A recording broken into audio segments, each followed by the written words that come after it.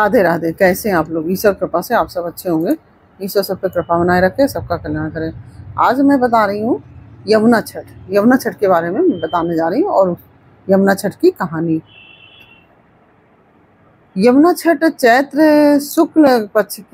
चैत्र मास की शुक्ल पक्ष की छठ को मनाई जाती है और इन दिनों नवरात्रि का भी त्योहार होता है और मथुरा में ये विश्राम घाट पर बड़े हर्षोल्लास के साथ यह त्योहार मनाया जाता है।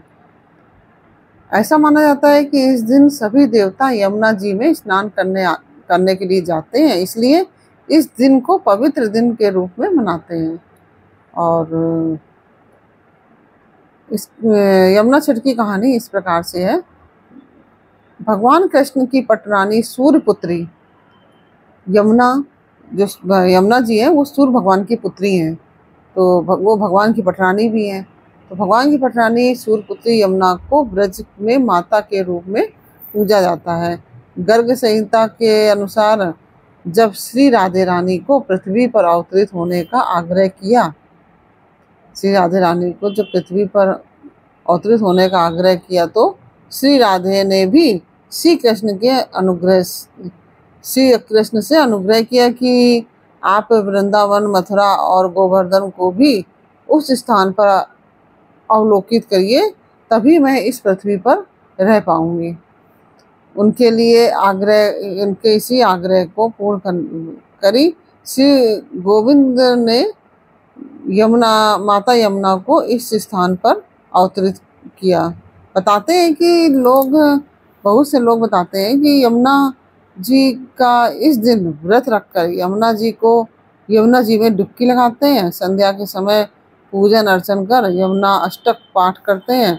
यह यमुना अष्टक महाप्रभु वल्लभाचार्य जी के द्वारा लिखित है।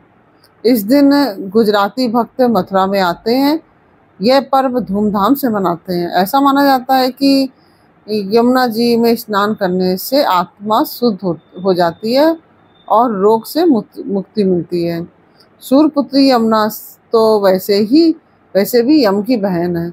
यमुना जी है जो यम की बहन है और यम भी सूर्य भगवान के पुत्र हैं और यमुना जी सूर्य भगवान की पुत्री हैं। और शनि भी इनके अनुज है, क्योंकि शनि भगवान भी सूर्य भगवान के पुत्र हैं। तो क्योंकि वो संध्या के हैं, वो छाया के हैं, तो इस तरह से छाया और संध्या दोनों ही सूर्य भगवान की पत्नी हैं।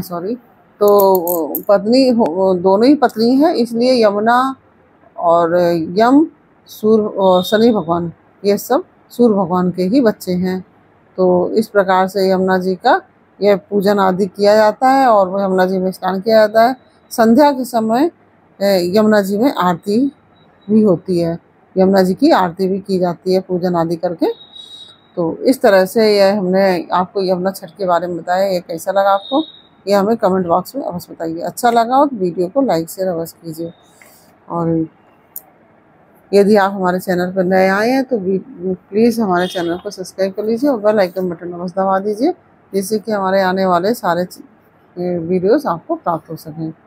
फिर मिलते हैं आपसे अगले वीडियो में, तब तक के लिए जय श्री कृष्ण।